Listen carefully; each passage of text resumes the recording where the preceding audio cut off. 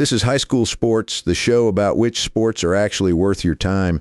Your hosts are Robbie and Terry, both 15 every week. They break it down so you actually get it. Which sports are actually worth your time. I'm Terry. And I'm Robbie, and today we are talking track and field, the sport that is basically a menu with something for everyone. Seriously, track and field has over 40 individual events at the collegiate level, which means there is statistically no excuse for not finding your thing. Are you a person who just likes to run really fast in a straight line? Congratulations, the 100 meters is waiting for you.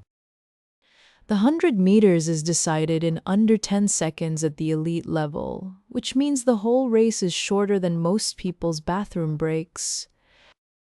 But if you have the patience of someone who actually does their homework, maybe distance running is your vibe? Cross country and the 5,000 meters reward people who can pace themselves, and honestly, that is a life skill. I personally would rather jump over things than think about pacing, so let's talk hurdles. Hurdles are wild because you're basically sprinting and also doing rhythmic gymnastics at the same time, but nobody calls it that. The 110-meter hurdles for guys requires clearing barriers that are 1.06 meters tall, which is taller than some freshmen I know. No comment, but what if running isn't your thing at all? Because track and field also has throwing events. Shot put, discus, hammer, javelin, 4 completely different objects, all requiring you to be part athlete and part physics experiment. The shot put ball weighs about 12 pounds for high school boys and about 8 pounds for girls, and you have to throw it with your neck, basically. Okay, it's more of a push, Terry, but we'll let that slide. The point is, throwers are some of the most technically trained athletes in the sport, and they do not get nearly enough credit. Hard agree. And then there are the jumpers, who decided gravity was more of a suggestion. High jump, long jump, triple jump, pole vault, all very different, all requiring you to be completely unafraid of becoming airborne. Pole vault might be the most absurd sport in existence in the best possible way. You sprint, plant a bendy stick, and fling yourself over a bar. The world record in pole vault is over 6 meters, which is roughly the height of a 2-story building, and that was done by a human person. A human person with a stick, Terry. Context matters. Fair point.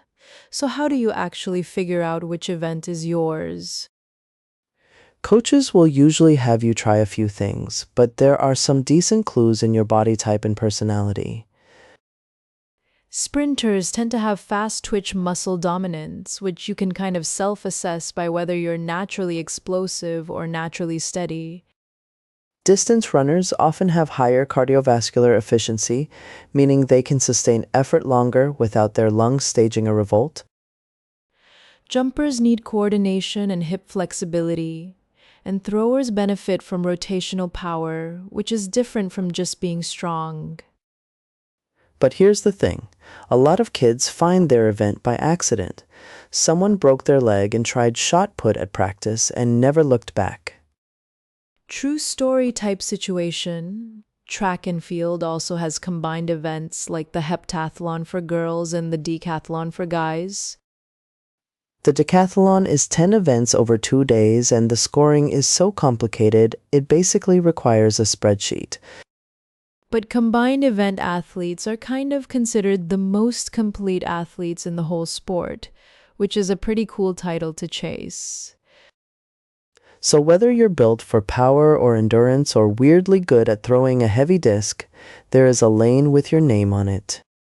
Or a runway, or a ring. The metaphor gets complicated, but you get it. Track is also one of the most accessible sports because almost every high school has a program and the barrier to entry is genuinely low.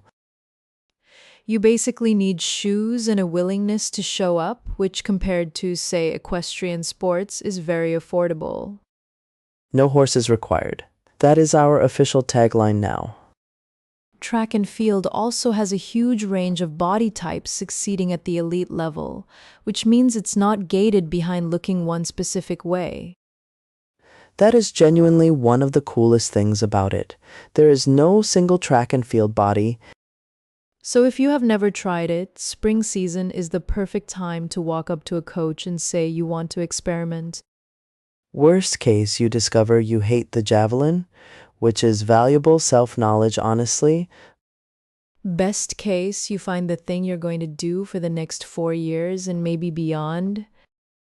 Track athletes often compete into their 60s and 70s in masters divisions, so the ceiling on this sport is basically retirement. Which means if you start now, you have decades of throwing things and jumping over stuff ahead of you. What a beautiful future. Thanks for hanging out with us today, Terry. Thanks everyone for listening. Go find your event, try something weird, and trust the process. And until then, keep moving, keep experimenting, and we will see you next week on High School Sports.